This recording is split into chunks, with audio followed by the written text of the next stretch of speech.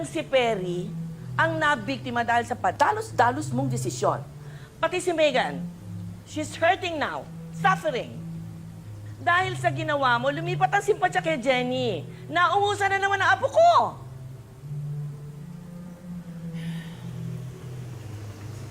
I'm sorry, Mama.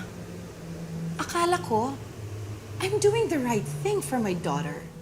Para ba kay Megan ang ginagawa mo o para sa sarili mo? Di ba sinabi ko sa'yo, walang dapat makakaalam na si Dio yung totoong tatay ni Jenny? Hanapin mo ang best laboratory na nagtitest ng DNA. Of course naman, Mama. I did it for Megan. I know you do the same. Para makamit ni Megan yung pangarap niya. Of course I will. Better than you did. Pero not to the point na makakapatay ako ng tao para lumipat lang ang simpatsya kay Jenny. You know what you should do? You target Minji. Saktan mo siya. How do you hurt a mother? Huh?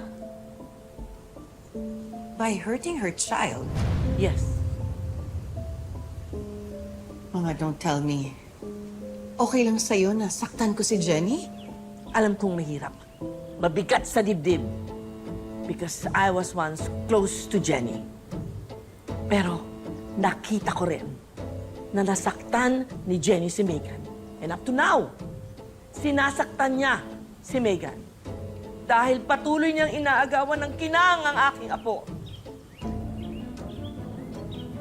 You know, I just want Megan to be successful. At wala akong hindi gagawin para maging maligaya ang kaisa-isa kong apo.